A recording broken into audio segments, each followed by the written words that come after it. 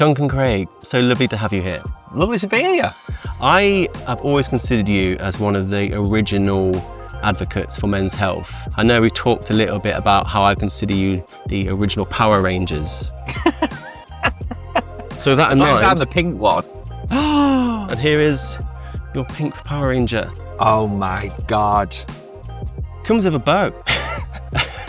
And I want to say, I'm not stereotyping you by getting the pink one. Yeah, it was by request, right? Yeah. Well, this is how the story is today, but it goes back many, many years. You entered the space, 15 years ago, more. But I always feel like you really do not fit the mold of what people would expect from men's health advocate. I mean, most people would expect someone quite, conservative, on the right, someone not like yourself, and just normal, good, kind people doing their best for such a misunderstood set of issues. Yeah, I think during lockdown, I started really getting under my family tree. I watched Who Do You Think You Are? Which is something that people have said to me many a time in my life. And then I found a lot out about my granddad, who was like my best friend in the world. And like no one's ever replaced him. And he had such a beautiful heart and soul. And I found a lot out about him, and he struggled with his mental health, but no one called it mental health. We're talking about people coming back from the Second World War, right? We were talking about being shell-shocked. Yeah. And I thought a lot about him and about how he used to say things like, oh, here he is, our Duncan again, bringing the waifs and strays home with him.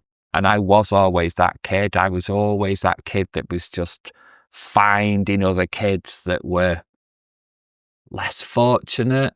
I just remember bringing home some traveller kids because I just thought it was just really tight that they didn't have what I had.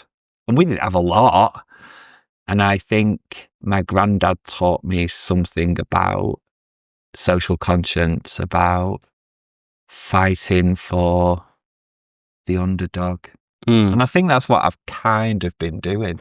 But people would be very uncomfortable you calling men the underdog, when most people think, it's a world by and for men. But why do you think they might actually be the underdog? What does a man need when he already has everything?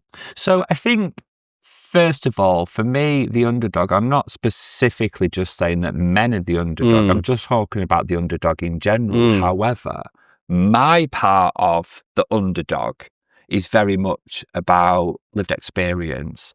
So really recognising and really understanding male survivors of sexual harms, which is my lived experience. They're the people I fight for now. They're the people who are the underdog, because I am currently classed as a male victim of violence against women and girls, which doesn't even make sense in English. Like I say with my tongue pressed firmly in my cheek, if at GCSE English you handed an essay in called Male Victims of Violence Against Women and Girls, I would hope that the teacher would say, that doesn't even make any sense. Take it back. And so that's when we're not even seen, that's why I think we're the underdog now. Why are our politicians struggling to comprehend of basic English that, like you said, a high school student have no problem understanding? I don't know. Genuinely. So I have been around this space since the very, very first Vogue, Violence Against Women and Girls. So I'll just shorten it for the rest of the point. I've been around since the very, very first Vogue strategy was introduced in 2010, 2011. I remember being in the Home Office. I was always in rooms with people who really seemed to know what they were talking about. I remember being in the Home Office in the afternoon and somebody saying, blah, blah, blah, blah, blah, violence against women and girls. And I was sat next to an ex-CPS lawyer, quite high up at that point. Okay. And I remember putting my hand up and going, sorry, can I just check something? Like, I'm really confused. What are we talking about? Because it feels like all of the points that we're making here are exactly the same points as we were making in the NHS meeting this morning. But you're saying violence against women and girls, and they were saying violence against women and children. And the senior civil servant said, oh, it's the same thing. And I was like, it can't It's not, be. though. How can that be the same? Well, yeah. Like, logically, that can't be. And it's not about me being an arse. It's me going, hey, I'm new to this, and I really want to understand what we're talking about, and I don't. Are we talking about violence against women and girls, or are we talking about violence against women and children? Because if we're talking about children, that surely includes boys. And then I think, well, that would have included the boy that I was when I was being abused. So I've got an interest in that. And nobody answered the question. And then I blinked, and we're talking about violence against women and girls. And so when anyone says to me, why do you think this? I go, I just think it was a bit of an accident. Genuinely. I just think somebody somewhere decided at some point, okay, that's a phrase that we'll use. And then we've kind of got stuck in it. And I think why nobody's doing anything about it now, having had a number of conversations with senior leaders in the women's sector, when I say things like, I don't understand why you want to keep men and boys in the VOG strategy. And they go, we don't. And I go, so why are you not saying that? But someone must do. I mean, just to clear it up, anyone listening is confused as to what you're saying. Sure. Essentially, violence against women and girls is the name of a set of crimes around sexual violence, intimate partner violence, domestic violence, forced marriage, so-called stalking, honor-based abuse. Stalking, I'm sure, is in there. But we call that violence against women and girls. Yeah. And we have a violence against women and girls strategy in the UK. But as a male victim of sexual violence, you are also part of that. So you are officially classed as a male victim of violence against women and girls. How ridiculous is that sound? It's not even English. It's embarrassing. And I can't imagine how insulting that must be to men such as yourself and others, and to feel so invalidated that you're considered a woman. Yeah. I mean, if somebody wants to class me as a woman, knock yourselves out. I don't have an issue with that. But is it a semantic thing, or does it mean you get less help? Is it more to it than just silly naming things? Yeah, I think there's big P politics and little p politics. It's more so the big P politics. When world leaders stand at podiums and the dispatch box in the House of Commons, we've got government at the moment who's saying we want to halve violence against women and girls in a decade. In fact, I want to do more. I want to eradicate it. There's a bit of me that just goes, talk about ambition. Ministers are calling it a national emergency. What we say is not, let's eradicate it. We say, let's halve it. Yeah. Where's the what about the other half? Yeah, there's something about, that kind of very traditional, like, stiff upper lip, like, kind of, let's not talk about something. Like, the no sex please, we're British. It's a very British thing, isn't it? Not going full on, let's make poverty history. We're going, let's have it in a decade. So for me, when I see people saying these things, I'm listening out for, are you talking about halving the violence that women and girls experience disproportionately? Are you talking about halving that, or are you talking about halving VOG? Because if you're talking about halving VOG, you're including us, male survivors.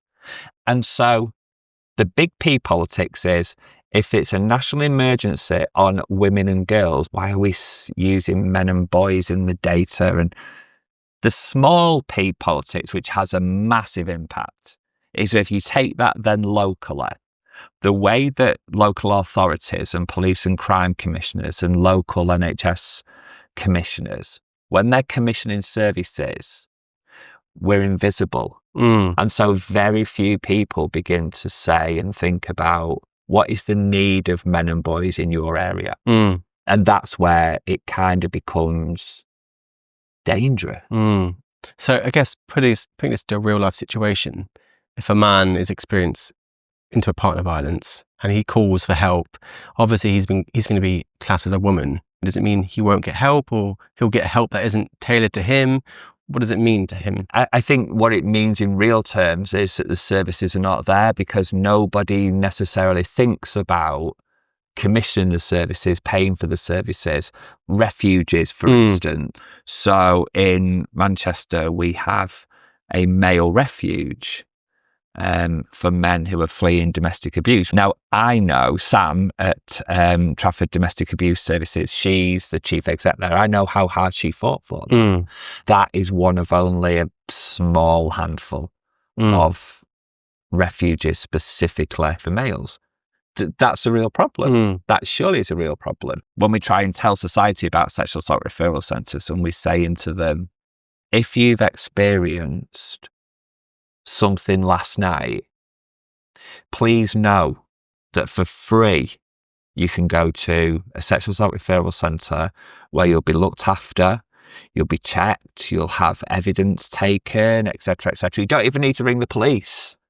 You can have that DNA samples frozen for up to 7 years. Wow. And that might mean that in 5 years' time, you might think, actually, do you know what? I feel like I really want to do something now, and it's there for you. But we don't talk to men about that.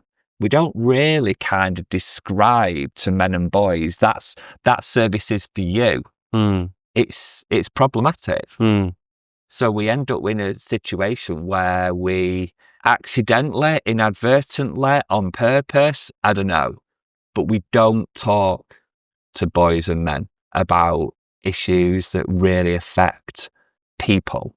And so in some way, the question I have to ask is that, are we then second-class citizens?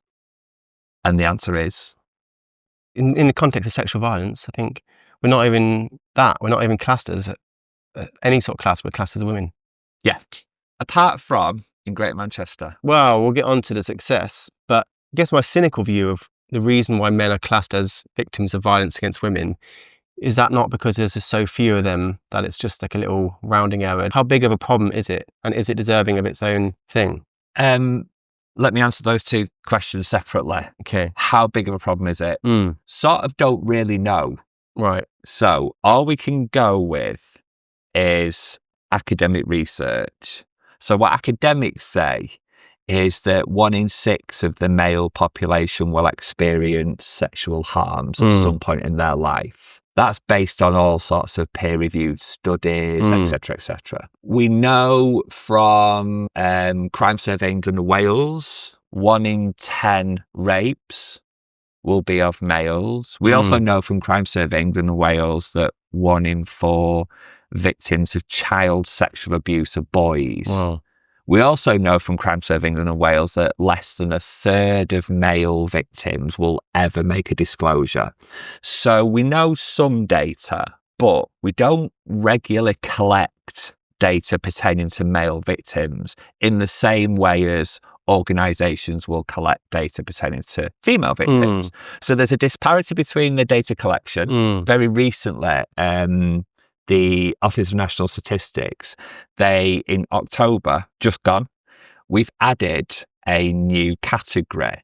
The crime that we currently talk about as being forced to penetrate, when the male is forced to penetrate whoever, the female, he don't want to do this, he is a victim. So people laugh about this, and both males and females and the right and the left all kind of go, yeah, is that really possible? Yes, of course it's possible. And to deny that possibility is to deny a victim, and I'm not up for that. But 2025 is the moment in time that we decided it might be interesting to collect that data. Office of National Statistics, having done some work with myself and Dr. Siobhan Weir from Lancaster University. So over the next 3 years, we'll get to see more real life data. It'll take about 3 years for us to kind of collect that sort of data. And so I think if we get better at data collection, we'll get a better understanding of the size of the problem. Then separately to that, when we understand the size of the problem, that might mean that we'll commission the services to meet the demands of the problem, which will then give people the confidence to step forward, which will mean that everything will begin to grow. And we'll see a real understanding of what things are. Well, that's where I lose a lot of faith, is that we're constantly telling men who are victims of these crimes to speak up and there's no shame to it. But then the politicians that are telling men to do that, they don't even consider them as male victims. Yeah. So like our politicians are refusing to talk about violence against men, but then the next week they'll be encouraging men to talk. And I'm like, well, why don't you lead by example? I think that's a really fair challenge to them. I think that there are some politicians, some, not enough. For society, I suppose. Yeah. You don't see it on TV, and we can talk about your work in Hollyoaks. So you don't see it on Google, you don't see it anywhere. So why would a man see himself as a victim when no one else does? Sure. It's like Gloria Steinem saying that. She said, to be it, you have to see it. Yes, absolutely. So, and then when you start looking at things like, so there was a case in Manchester that kind of hit the headlines across the country of a teacher called Rebecca Joins. Rebecca Joins sexually abused two of her pupils. She became pregnant from the abuse from one of them. That isn't classed as rape. Yep. You know, so I go back to that point of forced to penetrate. When the media reported on Rebecca Joins, the headline in one of the papers said, "Fit Greater Manchester teacher," which like made me go, wow, do the reverse. Yeah. Like, it's such a simple argument. Do the gender reverse on the perpetrator and the victim. I'm not too sure we would ever class a male teacher who's sexually abused two female pupils as fit, handsome, insert adjective here, etc., etc. Then, if you then look at the comments, if you want to kind of get a temperature test of what society thinks, look at the comments on a newspaper article. It was overwhelmingly men. Lucky lads, wish I'd have had a teacher. But why is that such a naive thing to say? I think it fits in with this idea, that this old-fashioned idea, men can't be vulnerable. You know, it's very, I go back to that thing of, it's very British again, isn't it? It's very kind of stiff upper lip. It's very pull your socks up, young man, and get on with it. You know, what you're crying about, I'll give you something to cry about. It's that kind of stuff. There's loads of stuff in there about men's talking circles and men's mental health and men being vulnerable. And it's great. You know, I genuinely think it's really great. We're finding a way of communicating emotional intelligence, etc., etc. But this is still a big step too far for some people at the moment. I'm all right saying I'm a bit depressed, but don't dare talk about me being penetrated. It's kind of that sort of stuff. Great answer. I want to just quickly disentangle all the crazy things that you explained to us. I mean, not only are men who are victims of sexual and domestic violence considered victims of violence against women and girls, but the way in which the law in this country defines rape is predicated on the perpetrator having a penis. Predicated on the perpetrator being male and having a penis. Right. Yeah, so it says he and his. So it's basically means it's legally impossible for a woman to rape anyone.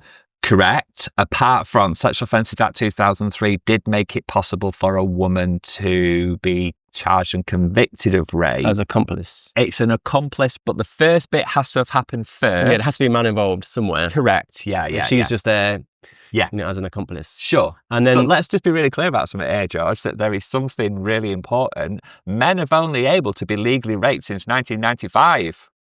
By other men, that is. Yeah.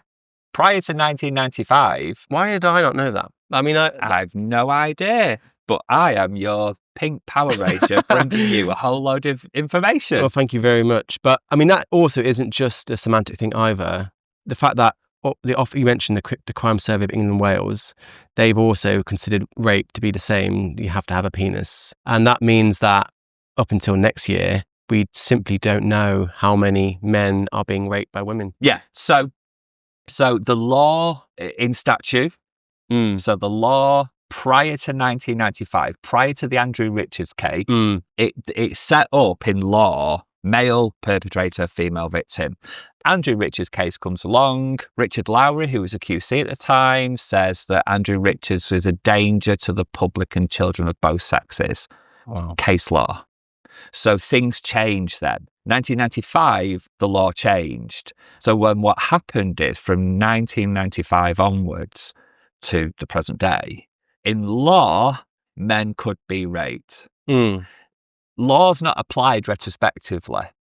So the man who is raped as we're talking about it now in 1993 would not be raped. He would be classed as something like he's a victim of assault by penetration or buggery.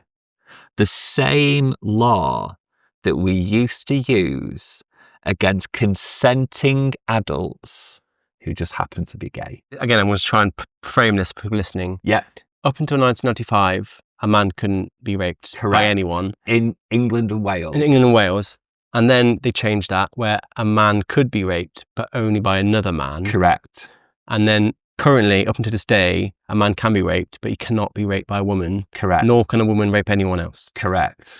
And then our data collection is based on that. Yeah. Meaning we have a big empty box in terms of how many men are raped by women. Yeah. Well, they wouldn't say raped, you say forced to penetrate. Correct. And that's the bit that I think is interesting. So now Office of National Statistics are trying to collect that information, and we're going to have to do a lot. We're going to have to do a lot to promote that so people understand. And over the next 2 or 3 years, as people begin to kind of understand it and people begin to answer the questions in the Crime Survey England and Wales, I would say about 3 years' time, we should have a much better understanding of where we are with that particular crime. And it's a bit like a serpent eats its tail, but because we classify men who are abused or raped as women, that means we don't know how many they are. Yeah. And then we use that, the fact there's 0 men, to then reinforce the stereotype. And then, the serpent eats its tail. Yeah. And then we go round and round and round and we're none the wiser. It's what I find really interesting about all of these things around data and law and that kind of stuff and numbers, feels like it's like we're trying to do a race to the bottom. And in no other area of health, well-being, we just wouldn't rule out the idea of talking to men about breast cancer. We just wouldn't. Now, we know that overwhelmingly that affects women. It still affects men, but not in the same numbers. And we collect that data. For breast cancer? For breast cancer. Okay. Well, on the way here, I was stood opposite a poster on the train about homeless women. Homeless women are about 15 to 20% of the homeless in the UK, which is a lower percentage than the percent of men who are abused. But we still absolutely, and we should talk about homeless women, despite it overwhelmingly impacting men. Yeah. And like nowhere else would we bring in these gendered frameworks that just completely erase from the picture someone on the basis of their gender. You see, I always think the reason why we kind of don't talk about it is I think it's a fear that because of the toxicity of the world, like if reasonable leaders, if they begin to talk about what I want them to talk about, in some way that means that I'm asking for them not to talk about something else. And I consistently say, during lockdown, how many different box sets and series did you have on the go at any one time? I think if we can, for decades now, people have watched 3 or 4 different soap operas. They don't just stick to one. They watch EastEnders, Coronation Street and Emmerdale Farm.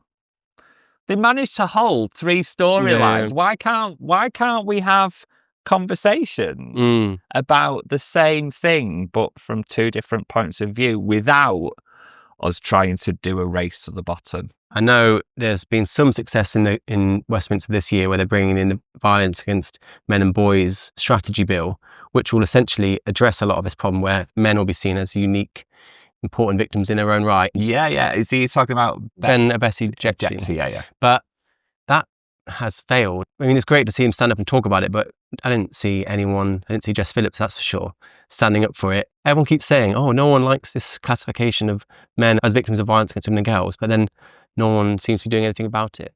So but then I think it goes back to that thing of, I think their default setting is they're convinced that in some way, shape or form, by doing the logical thing, women and girls are going to lose out. But you're one of the people who has pioneered this very strategy in Greater Manchester, where you're from. I would say that's certainly a UK first, perhaps even a world first, in terms of a specific strategy for violence against men and boys. Yeah. And has that led to any of these concerns? What have you learned from it? Like, we've done it already. Yeah. So tell us about it. So we've got devolution in Greater Manchester. So Andy Burnham is our mayor, and his deputy at the time was Baroness Beverly Hughes. I had lots of conversations with Bev Helen Newlove, who was the Victims Commissioner, who sadly we've just recently lost. Vera Baird, Solicitor General at one point in, I think, Tony Blair's government. And, these kind of incredibly powerful women. And I would literally just be sat there going, right, can I just ask you this question? And all of them would be like, it doesn't make any sense. And Bev said, let's do something about it. And so she made a commitment. We started the process. We had a new deputy mayor, Kate Green, who used to be an MP. And Kate literally wanted to kind of keep it going, and supported obviously by the mayor, by Andy Burnham. And we end up with a really interesting and extremely important strategy. So it is a plan of action about tackling gender-based violence against men and boys. So we think about gender-based violence in respect of men have a gender. I think about, was I abused because I was male? And I think there's an element of yes. I do think there's a bit of that for that particular perpetrator, etc., etc. And so what has it meant? Well, first of all, it's meant that when we talk about violence against women and girls, that's what we're actually talking about. And so if I get invited to a meeting, Duncan, will you come to this violence against women and girls meeting? I go, no, because it doesn't sound like it's for me. But if you're talking about violence against men and boys, that's a separate conversation. And the two kind of fit very harmoniously. I suppose, for want of a better phrase, we can keep on top of what are the significant issues at the moment. Just makes sense. I genuinely don't understand why it's so problematic. I know, if you'd have sat down anyone you met on the street and explained the fact that there's 1.6 million men abused every year in England and Wales, every single one is considered to be a woman, they wouldn't believe you, first of all, and then they would laugh. Yeah. My home city, Manchester, we have got a label that I don't want us to have. So we're the place where the biggest rape case in British legal history. Reynhard Sinaga, Reynhard Sinaga. My organisation was very heavily involved in that case, so we coordinated the victim care for all the victims. Sinaga raped over 200 young men, majority of which, like 98% of which, were young heterosexual men. And yet, if you take those 200 plus men, we have 200 plus victims of violence against women and girls. Yeah. But he was able to exploit the fact that those men didn't see themselves as victims. Well, to an extent, yeah, but also because if a woman had gone through that experience and woken up in a strange man's flat with like certain pains in their body, I think they'd be far more likely to be like, something terrible's happening. So, yeah, correct. But not for those. So the majority of those men didn't know anything had happened. Okay. Yeah, because the thought process is, we think that Sinaga used GHB. So literally knocking someone out. GHB is also a depressant drug. So it works on your central nervous system. So it slows everything down, which would mean that your body is just completely relaxed, incapacitated. So the injuries, the pains weren't necessarily there. And whilst many of them woke up the next morning thinking, God, that was a bit strange. Yeah. Majority of them were students. Mm. You know, there's a bit of me that goes, point to a student that hasn't woken up in Yeah. a strange person's house going, oh yeah, thanks for that, mate, I'm off now. Yeah. You know, it was only the guy that woke up in the middle of Sinaga raping him and he battered Sinaga and legged it. That's the only reason why we know that that crime had even happened. I truly, truly, truly believe that if that hadn't have happened, if that particular guy hadn't woke up, I think we still wouldn't know about it. Really? Well, unfortunately, that title for most prolific rapist in history seems to have gone to someone else now. I can't remember his name, and I'm sort of glad I don't, but a prison guard who also exclusively raped boys and men and then died maybe 20 years ago. Yeah.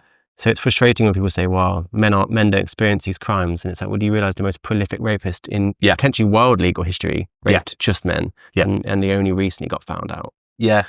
So again, it's not a race to the bottom. No. It really isn't. Yeah. I don't understand why we keep kind of thinking it is. Because it isn't. And also, especially when you've done it, you've already made a violence against men and boys strategy in Manchester. It's been a massive success. Yeah. And none of these fallouts have happened. And I also know that there are other areas. So I know West Yorkshire was talking about it. Devon and Cornwall talking about it. Nottingham were talking about it. Newcastle were talking about it. They talked about it in Liverpool and Merseyside. There's a bit of me that just goes, oh, I wonder if what will happen is lots of other areas, I mean, police and crime commissioners have been abolished now, but lots of other areas will kind of go, that makes absolute common sense. Let's do that. And so actually what happens is every area has a strategy for dealing with gender-based violence against men and boys. And the country, you know, everywhere in the country has one, but the countries doesn't. I mean, there's obviously been massive progress in the crime survey of England and Wales, thanks to you and Siobhan Weir's work, finally going to recognise. And thanks to the two people at ONS who were really pushing for it as well. Thank you to them too. But as of next year, you're going to start collecting that data. The law is not going to change. It's still going to be considered separate to rape. Yeah. But why does that matter?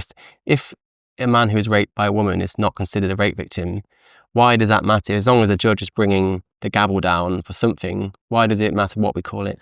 So it's a really good question. It's a question I get asked a lot. I think, first of all, there's something about sentencing. So sentencing guidelines are quite different. I think the lowest, the lower level sentence is different. Yeah. I think they have the same maximum sentence though. I think it's more, for me, it's more about the pregnancy of the word. You know, in some way, when we hear the word rape, it kind of, it makes us do that, doesn't it? It kind of, you feel it. And I think if we go, rape, I was forced to penetrate, this just feels different. It sounds different. And I guess in some way, it feels like we're minimising one than the other. So there's something about, I would love the Sexual Offences Act to completely be refreshed. I really thought we were going to get it, but we didn't. I thought we were going to get that sorted with the Victims and Prisoners Act, but we didn't. If you think about it, the last time that we had any kind of proper good conversation, debate about sexual offences, 2003. How has the world changed in 22 years? Like, why are we still using legislation? Or why is our best legislation still legislation that was created 22 years ago? I'm always heartened to see any advances in terms of protecting more women and girls from sexual violence in a legislative reform way. I know a lot of European countries are doing that right now in terms of enthusiastic, explicit consent. I think that's really excellent. But it's also frustrating how there's so little progress in changing the legislation where men can't even be seen as victims by women, full stop, in any capacity. Like, so my friend that woke up to a woman having sex with him when he was drunk, he's just erased. No one cares. He's not a victim of rape. He doesn't go down the stats. And so I'm so grateful for the women being recognised in these incremental changes and tightening of legislation, but it only further reveals people like my friend and others like him that just fall through the cracks completely. But I understand men who are reluctant to do more to support violence against women and girls. But we're always told we need to do more to support violence against women and girls as men. But then at the same time, there's a voice in my head where, well, who the hell is doing anything for men? But then I would argue that is a bit of a race to the bottom, because there's something for me about just, so if nobody's supporting men, right? If no one's supporting men, I'm not supporting women and girls. It's a bit like that. It doesn't stop me supporting women and girls. It's just, no. It just makes me think, like, how can someone ask me to do more and more and more when I can't even be seen as a victim? Of course. But what you said was you understand the men that do that. Yeah. I guess I do. I'm not saying I agree with them. Sure. I'm not, like, apologies, I'm not thinking that you do agree with them. But I agree. I understand them. I just wish that we could have a more of a adult conversation than a playground conversation. Well, I want a conversation that's based on men's lived experiences. Yeah. And I only have to go to your friend Siobhan Weirs for those. I mean, I'm going to read the stats out to you. Yeah. Because although we don't consider men raped by women to be victims of rape, that's exactly what they consider themselves to be. Like, her research found the number one classification they gave themselves was a rape victim. Yeah. And rightly so. Rightly so, I agree with them. Only 2 of the 115 men she surveyed actually went to the police. Yeah. Which is probably not so different from women, unfortunately. And 21% gave a 10 out of 10 severity for emotional impact. Because obviously that's one of the things people say, oh, wow, he should have considered himself lucky. But by her work, the most common impact was 10 out of 10 severe. Yeah. So what can you tell me about the impact sexual violence by women has on men in terms of what does it mean to them? I think, so as a clinician, I can tell you how many men over the years I've worked with where they have been sexually violated by a female.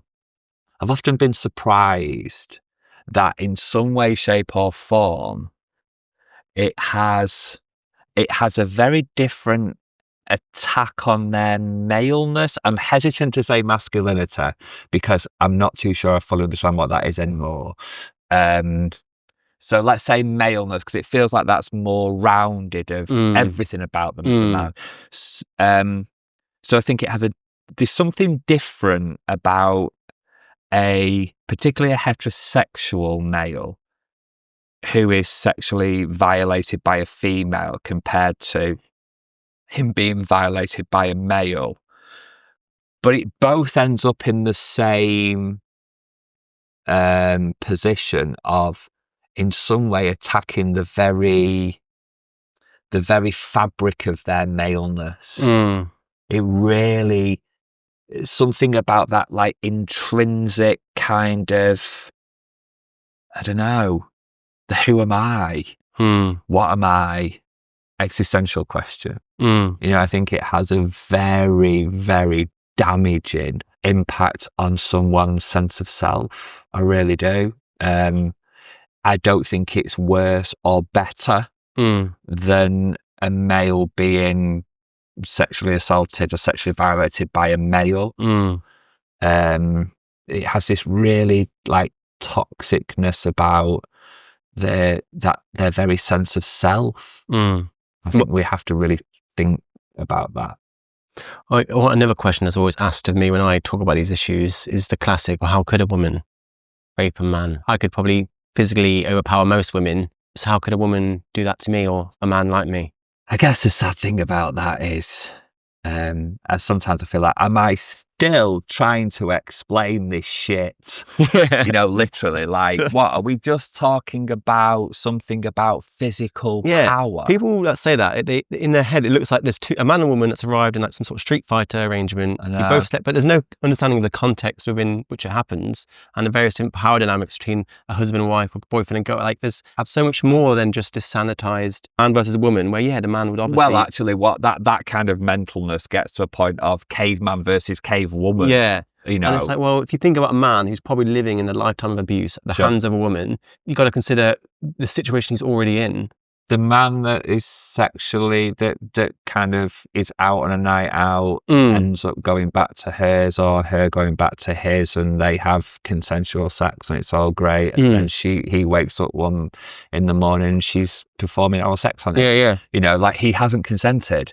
We spent a bit of time in this podcast talking about legislative change and stupid frameworks on vogue, but as a survivor yourself, you're saying what you really needed was just to be seen by fellow men. We have to wait for Keir Starmer to sign whatever thing. We can enact that change as a society. I totally agree. Hence the reason I'm sat here with you now, because I think this is part of the conversation. I think this is part of the visibility. So instead of telling men how to open up, I would love to ask you, how do we give men space to open up into, and how do we essentially listen to men? What can we do to be that change? I think we have to be the ones that are leading conversations. I think we have to be the ones that are listening. We seem to constantly be telling men in mental health, we constantly be telling men how to speak. They don't need to be told how to speak. They're perfectly capable of speaking. Professor Sir Ian Banks wrote a wonderful article called The NHS and No Man's Land.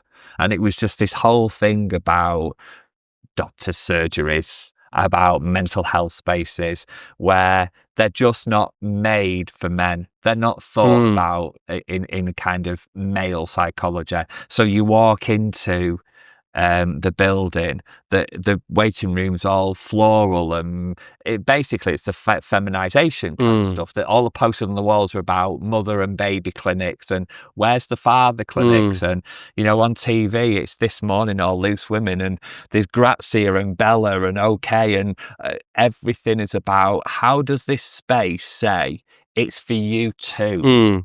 I remember going into one of my therapy rooms and looking around and being like, I've just seen someone got a load of flowers and pastel walls, and then I was like, why have I done that? Well, because the majority of the therapy that I've experienced has been in those sorts of spaces, because overwhelmingly the world of therapy is conducted by middle-aged women. And so I just decided to throw baby out with the bathwater and go, what is it we need? And I think that's what we can do. I think we can begin to start saying really clearly, it's okay to talk. It's okay to step forward. I'm possibly going to judge you. But actually, do you know what? I'm going to work really hard at breaking down my judgments. I think what we can begin to do is we can begin to be authentic. And I really believe that authenticity is the key to all of this. In that authenticity, it's about not being absolute. It's kind of not doing the sort of, well, I know what needs to happen. I've got a rough idea. Something about visibility, something about creating space to talk, and something about helping society, not just men, but helping society talk about possibly the last taboo, the vulnerability of males and the sexual vulnerability of males. Well, I'd say there's another one after that. What's called the invisible victim, which I think is a really nice concept. The invisible victim is a man who's abused, and the invisible victim is a man who's abused sexually by a woman. Because both of those have a stigma. A man as a victim of abuse has a stigma. A woman being a perpetrator has a stigma. Yeah. And that man who's abused by a woman is made invisible twice over. Yeah.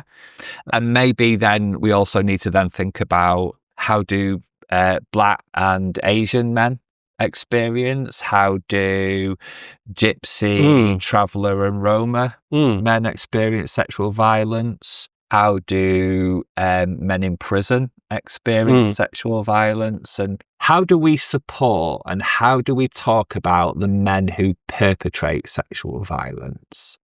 Because 3% of victims will later perpetrate sexual violence. About 87% of perpetrators are victims, but only about 3% of victims become perpetrators. But we don't do anything with them. And actually, for me, as a survivor, as a leader, as a psychotherapist, I want to ensure that all male survivors get the right help, including that very small population that no one wants to do anything with. I want to make sure that we lean into that population. I put a poster up, this is about 15 years ago now. I went into a kind of Afro-Caribbean centre and I put a poster up about my organisation, and the woman on reception said, take that down. And I said, why? And the guy said, that kind of stuff doesn't happen in our community. And like, I have worked with many men from Gypsy, Roma and traveller communities who have also experienced sexual harms, but nobody ever talks about that. We have to really think about men are not just this one great big homogenous Monolith. group of... No. Yeah, absolutely. Well, if there's little compassion for the man on the street, I would say there's even less for the man in prison. Yeah. But you've worked in prison with men. Yeah. What do we not know about male prisoners? So my organisation, we provide the largest service across all 15 prisons in the Northwest. 3 days a week, my team are in there delivering one-to-one therapy to prisoners. What do we know? What don't... I think there is definitely an appetite by so many of the men to look at their victimhood in light of their perpetration of whatever crime. I think what men so often, or prisoners so often experience is nobody wants to talk about what happened to them.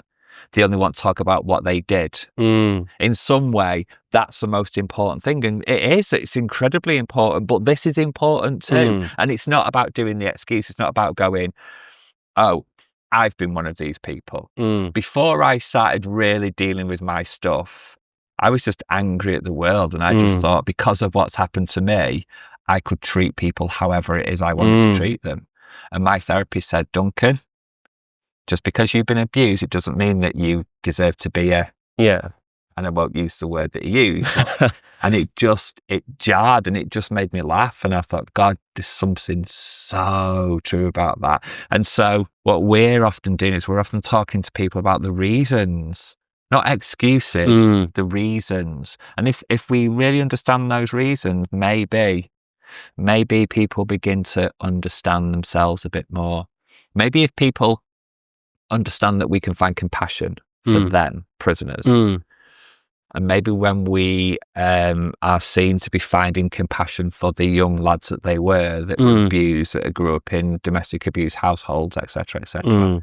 Maybe if they can then find compassion for their younger selves, they will also then find compassion for the people that they hurt. And if we're finding compassion, maybe that means that they can grow compassion for their fellow man, which maybe is the answer to some of the reducing that recidivism.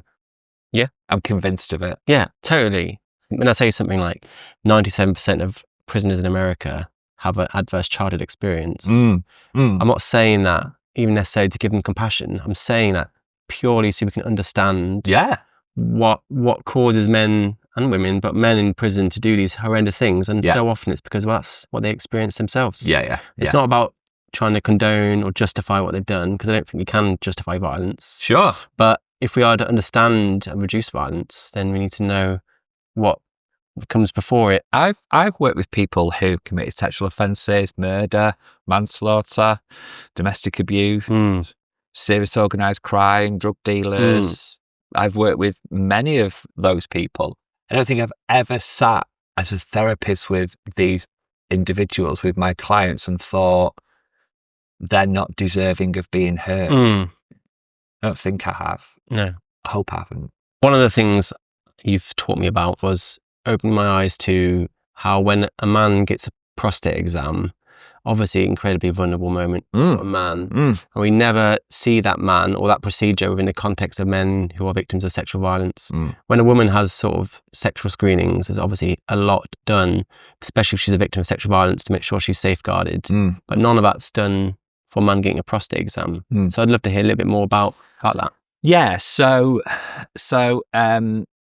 what there is a whole load of work that's been done to better understand, think about trauma, re-traumatizing people. The first thing that a medic has to do is ensure no harm is brought to the individual. So loads of work has been done in maternity, in gynae, in obs and gynae, to make sure that the female who's having quite an intimate examination is in some way protected from re-traumatization. Some phenomenal work done by some brilliant midwives who specialize in supporting women who are pregnant and going through maternity as victims of sexual harms, victims of child abuse. The same hasn't necessarily been done for male victims. So there's a protocol now, is if you're getting an intimate examination for anybody, like they say, you know, would you like an observer to be in the room with you? I just think, no. Yeah. Because that's more people are going to see you sticking your finger up my ass. That's the last thing I want. Exactly. And so I have been engaged in a number of conversations, talking more with kind of proctologists, I don't know, doctors who kind of are doing kind of prostate exams, and even GPs, but also sort of sexual health. We're also doing stuff with tattooists and barbers and dentists, physios, massage, etc.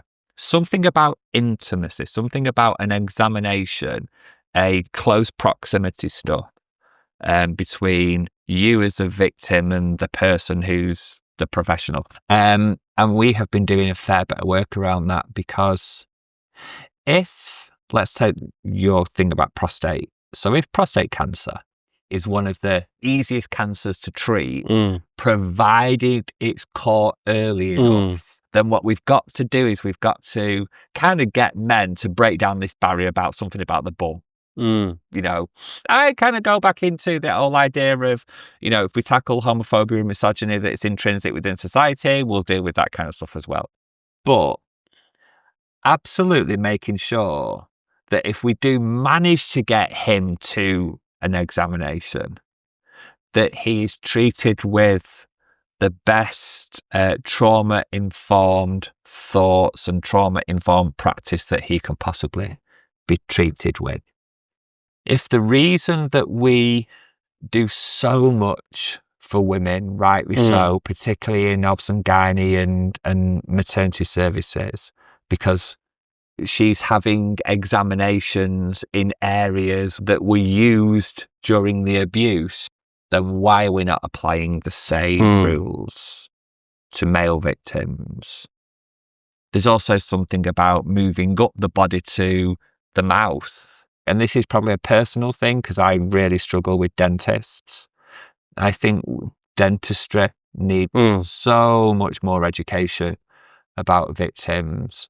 And interestingly, the dental world has done a fair bit to do with men, to do with military veterans. Wow. So the idea of, you know, you sat in a dentist chair and it goes back, and then you've got someone leaning over you, you know, for a military veteran, PTSD, maybe that's dangerous. So there are like some guidelines about that. And my dentist is fantastic, and he's really worked with me. So even things like, if I go to a dentist, he'll tell me, I'll sit up and he'll tell me everything that's going to happen. And then he'll show me each of the instruments that's going to go into my mouth. And like, it's just so simple. It's so easy, and I feel so much better, which then means I'm not squirming. I'm not like I just get a better experience. I wish we'd do that a little bit more with male victims. I mean, I had an endoscopy only a few months ago, which is where they'll shove about 2 feet worth of hose pipe down into your stomach. Yeah. And that was traumatizing enough for me. That was horrendous. And I can't imagine what it must be like for a man who's been a victim of sexual abuse. So I can totally relate to that. Yeah. So I can never level on from the dentistry. It's like, it's just awful. Yeah. Do you think there's a conversation missing around the experiences of gay men? Because often when we talk about the intersection of being gay, it's gay women that I talked about, but there's something unique about a man who's both male and gay. And I'd just love to ask you about that. Yeah, I do. I think again, there's something about like this idea of, oh, if you're a gay man and you've been raped, or you're a gay man and you've been abused, and generally it's men who are doing the abusing, and therefore, you know, oh, it's just all right, isn't it? Isn't that what you do? Is as ludicrous as saying to the woman, but you would have vaginal sex, so what's the problem? It's bonkers. The interesting thing, where we need to have some separate conversations, more nuanced conversations, for want of a better phrase, is first of all kind of liberalism of gay men's sexuality. I've always thought this really interesting thing of, where does sexual violence happen? Behind closed doors, out of the way of everybody, in the dark alleys, in the dark corners, which are exactly the same spaces historically that gay men have found and met each other because they couldn't be seen. So I think there's something interesting there that we've kind of got to unpick. I also think then if you then take into some things like chemsex, for instance, chemsex is an activity that predominantly is being engaged with by gay, bisexual and men who have sex with men. It's very rare, slightly unheard of, that a female would be engaging in chemsex activity. And we know that if someone's completely off their head or completely out of it, they're not in the frame of mind to consent. So we've been doing a lot of work around trying to kind of lean into those conversations, because for that particular group of people, they often don't want to come and speak out about what happened to them, because what they're fearful of doing is going to a cop shop and saying, right, I was at this chemsex party and I was like injecting methamphetamine and I was like smoking crack and I was like taking GHB and I was sniffing this, and of course they don't want to do that. So that kind of activity and the harm that comes with that activity goes right underneath the radar. I mean, there's some interesting lessons that I don't think we've learned yet from Stephen Port, from the Grinder killer. The 4 guys that were murdered by Port. There was a charge from the public, from many of the people who were, friends of the 4 lads that were killed, that said, if this was 4 young women in Knightsbridge that had been left dead, then maybe there would have been a quicker response. And I think there's some truth in that. So yeah, I think we do need to have a separate conversation, because they're a different bunch of people. In 2019, I was in Uganda working with men who had experienced rape as a tool of war.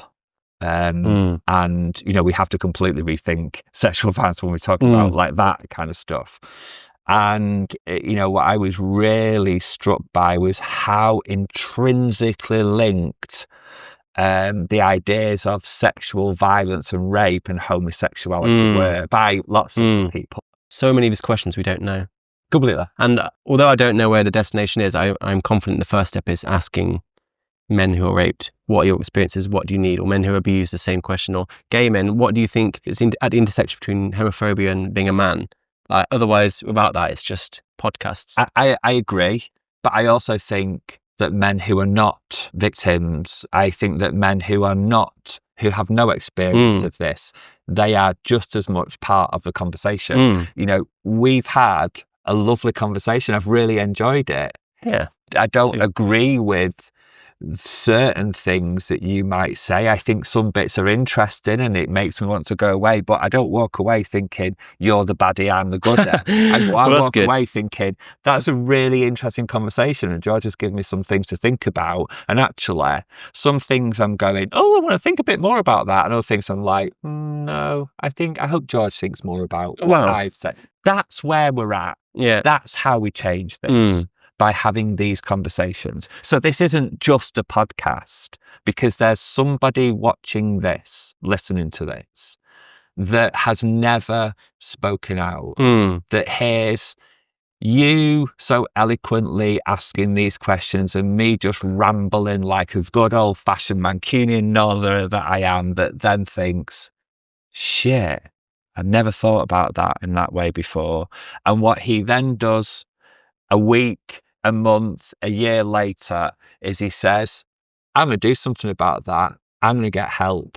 That's why these are not just podcasts. I agree. And if we can just get one person to do that, I'll consider this a massive it will success. Happen, trust me. It will happen. I'll give you one. What you talked about in terms of us agreeing but still talking nonetheless is sorely missing in political discourse now. Absolutely. But there's a great word that I've learned, and I'm almost certainly going to pronounce it wrong, called parrhesia, which is Greek, and it means freedom of speech. But beyond freedom of speech, it means to speak openly and apologise for so speaking. Say that again. So parrhesia. Parrhesia. My best friend's Greek. I'm going to talk to him Well, about that. it basically means speak candidly. Yeah. And if you're wrong, apologise for so speaking. But not to judge someone. I like the idea that we can speak openly, and even if we do disagree, that's fine. Completely. And there's nothing wrong with being wrong. The only way you can be right is by being wrong originally. I guess the important bit here is something about intent. That's kind of like where I would love us all to be, because I think what we get to do is we get to explore, and I don't want to explore in here and then deliver you something.